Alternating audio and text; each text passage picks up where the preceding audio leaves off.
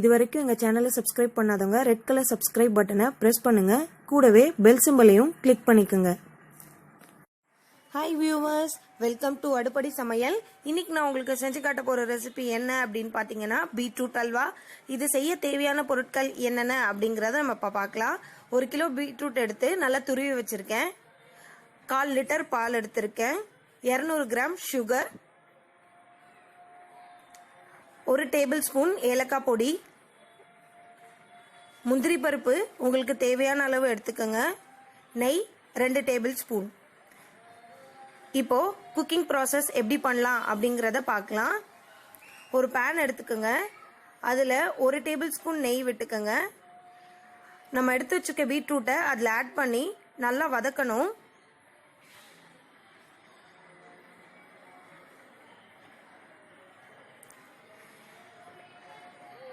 நீங்கள் வதக்க வதக்க அதிலிருந்து தண்ணி வந்துட்டே இருக்கும்.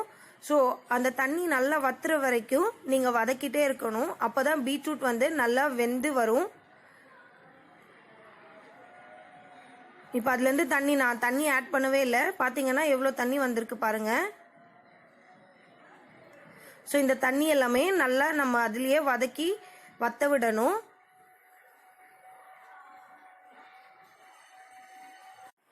இப்போ தண்ணி நல்லா வத்திருச்சு பாருங்க. பீட்ரூட்டும் அந்த தண்ணியிலே நல்லா வதங்கிருச்சு. இந்த டைம்ல நம்ம எடுத்து வச்சிருக்கிற பால் ஆட் பண்ணிக்கலாம். கொஞ்சம் பீட்ரூட் அந்த பாலில் முழுகிற அளவுக்கு இருக்கணும். அப்படி இல்லை அப்படின்னா நீங்கள் கொஞ்சமாக தண்ணி கூட இதில் ஆட் பண்ணிக்கலாம். இல்லை அப்படின்னா பால் இருந்தாலும் பாலை கூட நீங்கள் சேர்த்து ஆட் பண்ணிக்கலாம்.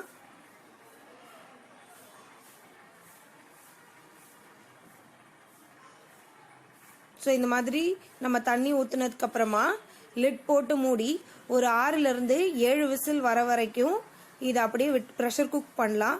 நீங்கள் மீடியம் ஃப்ளேமில் தான் வச்சுருக்கணும். ஸ்லோவில் வைக்கக்கூடாது. மீடியம் ஃப்ளேமில் வச்சு ஒரு 6லிருந்து 7 விசில் போட்டு எடுத்துக்கோங்க. இப்போ ப்ரெஷர் எல்லாமே போயாச்சு. இப்போ நம்ம லிட் ஓப்பன் பண்ணி பார்க்கலாம். இப்போ பார்த்தீங்கன்னா நம்ம ஊற்றின பாலும் தண்ணியும் நல்லா பீட்ரூட்டோட சேர்ந்து வெந்து வந்திருக்கு. இப்போ நம்ம கேஸ் திருப்பி ஆன் பண்ணிக்கலாம். ஆன் பண்ணிட்டு கொஞ்சம் மீடியம் ஃப்ளேமில் வச்சு கிளறி விடுங்க. ஃபஸ்ட்டு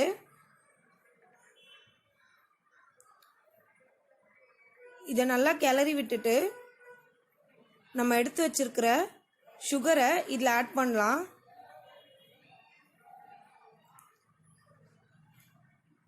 வந்து 2 கப் சுகர் ஆட் பண்ணிக்கலாம்.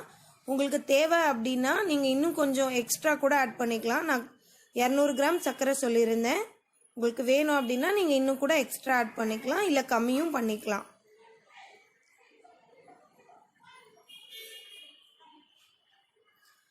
ஸோ இது நல்லா மிக்ஸ் பண்ணி விடுங்க. சுகர் டைல்யூட் ஆகும். அது டைல்யூட் ஆகி திரும்பி வத்துற வரைக்கும் அதுலேயே வெயிட் பண்ணுங்க.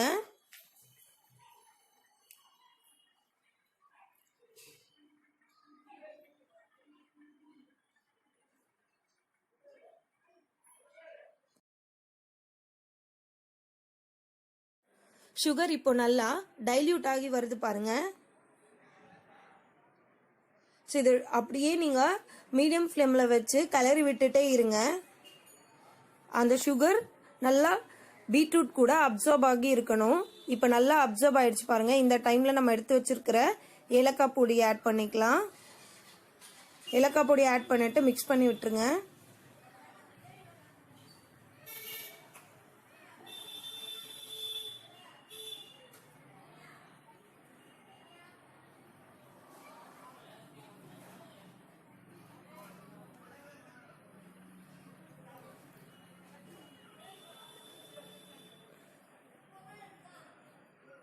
இப்போ நம்ம எடுத்து வச்சிருக்கிற நெய்யில் 2 ஸ்பூன் நெய் விட்டுக்கோங்க. உங்களுக்கு இன்னும் எக்ஸ்ட்ரா ஆட் பண்ணணும்னு தோணுச்சுன்னா நீங்கள் ஆட் பண்ணிக்கலாம்.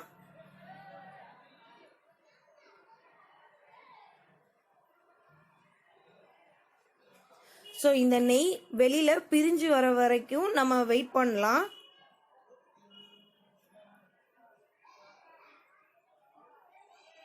குழந்தைங்களுக்கு நம்ம பீட்ரூட் சாதாரணமாக பொரியல் பண்ணி கொடுத்தா பிடிக்காது. ஸோ இந்த மாதிரி அல்வா மாதிரி செஞ்சு தரும்போது அவங்க விரும்பி சாப்பிடுவாங்க. இப்போ பார்த்தீங்கன்னா நம்ம போட்ட நெய்யெல்லாம் ஓரத்தில் நல்லா பிரிஞ்சு வந்துருச்சு. இந்த டைமில் முந்திரி பருப்பு ஆட் பண்ணிக்கலாம். பீட்ரூட் அல்வா ரெடி ஆயிடுச்சு. ஸோ இது பார்த்தீங்கன்னா கடாயில் நல்லா ஒட்டாமல் வருது, நம்ம பேனில் நல்லா ஒட்டாமல் வருது. ஸோ இதுதான் அல்வாக்கான பதம். இந்த டைமில் எடுத்து நீங்கள் கொஞ்ச நேரம் கூல் டவுன் பண்ணிவிட்டு இல்லை ரெஃப்ரிஜிரேட்டரில் வச்சும் கூட நீங்கள் சாப்பிடலாம்.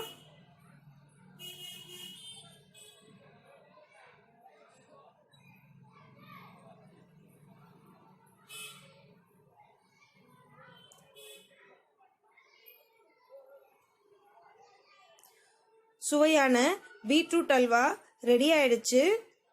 இந்த வீடியோ உங்களுக்கு பிடிச்சிருந்துச்சுன்னா லைக் பண்ணுங்க, ஷேர் பண்ணுங்க அண்ட் சப்ஸ்கிரைப் பண்ணுங்க. தேங்க்ஸ் ஃபார் வாட்சிங்.